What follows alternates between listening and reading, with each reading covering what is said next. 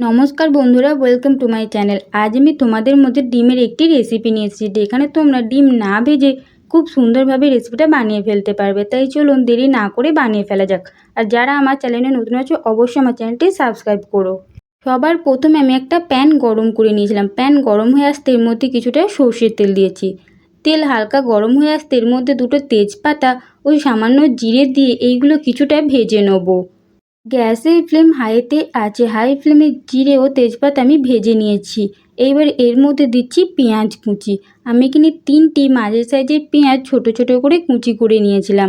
পেঁয়াজ যতটা ছোট করে পারবে কুচি করে নেবে। এবার পেঁয়াজগুলো একটু ভেজে নেব। আগের থেকে পেঁয়াজ কিছুটা ভাজা হয়ে এসেছে, আরও একটু পেঁয়াজ ভেজে নেব। পেঁয়াজ কুচিগুলো আমি খুব ভালো করে একটু নেড়েচেড়ে নিচ্ছি। আগের থেকে পেঁয়াজ কুচিগুলো অনেকটাই ভাজা হয়ে এসেছে, তেলের মধ্যে এগুলো ভাজছে।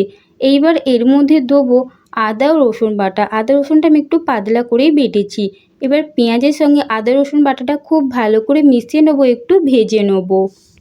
এখানে আমি 1.5 চামচ রসুন বাটা ও 1.5 চামচ আদা বাটা নিয়েছিলাম।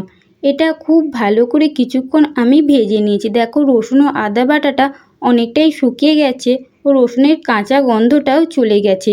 খুব ভালো করে নেড়েচেড়ে নিয়ে এইবার এর মধ্যে দিচ্ছি টমেটো বাটা। আমি এখানে 2টো মিডিয়াম সাইজের টমেটো বাটা নিয়েছিলাম। সেটাও এবার মশলার সাথে মিশিয়ে নেব ও খুব ভালো করে কিছুটা সময় নিয়ে ভেজে নেব। টমেটো বাটা মশলার সাথে খুব ভালো করে ভেজে নিলে এইরকম কালার এসে যাবে। এবার এর মধ্যে 1/2 চামচ জিরে গুঁড়ো, 1/2 চামচ ধনে গুঁড়ো, 1/2 চামচ হলুদ গুঁড়ো, 1/2 চামচ লাল লঙ্কার গুঁড়ো, 1/2 চামচ কাশ্মীরি লাল লঙ্কার গুঁড়ো, সামান্য গোলমরিচের গুঁড়ো আর সামান্য গরম মশলার গুঁড়ো দিয়ে খুব ভালো করে মিশিয়ে নেব। লঙ্কার গুঁড়োটা তোমরা ঝালের উপর নির্ভর করে দিও। যেরকম ঝাল খেতে তোমরা ভালোবাসো বা যেরকম ঝাল খেতে তোমরা চাও সেই রকম ঝালের উপর নির্ভর করে লঙ্কা গুঁড়োটা দিও। সমস্ত কিছু মশলা আমি খুব ভালো করে মিশিয়ে নিয়েছি। এবার কিছুটা সময় সমস্ত কিছু খুব ভালো করে একটু কষিয়ে নেব। এইবার মশলার মধ্যে দিয়ে দিচ্ছি স্বাদ মতো লবণ। লবণ মশলার সাথে খুব ভালো করে মিশিয়ে দেবো। দেখো মশলাটার থেকে কিন্তু তেল ছেড়ে এসেছে, তার মানে মশলাটা প্রায় কষিয়ে নেওয়া হয়ে গেছে। খুব ভালো করে মশলার সাথে লবণ মিশিয়ে দিয়ে এর মধ্যে আমি দেবো চারমগজ বাটা বা মগজদানা বাটা। আমি এখানে 3 চামচের মতো মগজদানা বেটে নিয়েছিলাম। এবার এটা এই মশলার সাথে খুব ভালো করে মিশিয়ে দেবো। এখানে আমি চারমগজ বাটার ব্যবহার করেছি। তোমরা চারমগজ বাটাও ব্যবহার করতে পারো কিংবা এর বদলে কাজু বাটাও ব্যবহার করতে পারো, কিন্তু এটা মশলার মধ্যে তখনই দিতে হবে যখন মশলা খুব ভালো করে কষিয়ে নেওয়া হবে বা মশলা তেল ছেড়ে আসবে।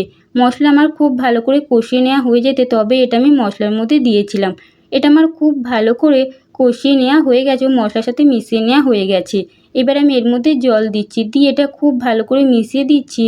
দিয়ে গ্যাসের ফ্লেম হাই করে দিচ্ছি। যখন মশলাটা ফুটে আসবে ওপর থেকে কস্তুরি মেথি বা মেথি পাতা ছড়িয়ে দেবো ও এটা মশলার সাথে খুব ভালো করে মিশিয়ে নেব।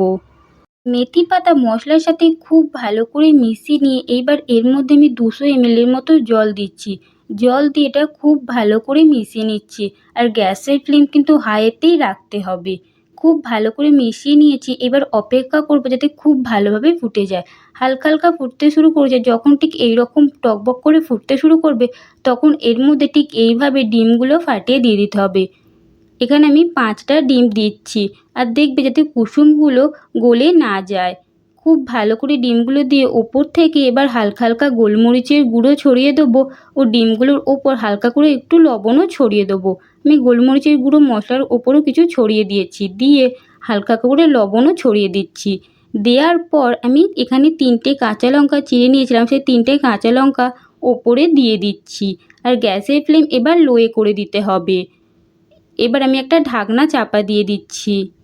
গ্যাসের ফ্লেম লো রেখে আমি 5-6 মিনিটের মতো ঢাকনা চাপা দিয়ে দিচ্ছি। 5-6 মিনিটে ডিমগুলো খুব ভালো করে সেদ্ধ হয়ে যাবে। তোমরা দেখলেই বুঝতে পারবে দেখো ডিমগুলো সেদ্ধ হয়ে এসেছে। এবার আমি ঢাকনা খুলে নিচ্ছি। রেসিপি এখানে আমার একদম তৈরি। তাহলে বন্ধুরা এইভাবে তোমরা ডিমের এই রেসিপিটা বানিও। কেমন লাগলো কমেন্টে জানাতে ভুলো না। ভালো লাগলে একটা লাইক দিয়ে আমার চ্যানেলটি সাবস্ক্রাইব করো। আর রেসিপিটার ঠিক কী নাম তোমরা বলে দিও। অনেকে পোচকারি বলে থাকে, অনেকে এগ লাবাবদারও বলে থাকে। অবশ্যই রেসিপিটা ট্রাই করো। বাই।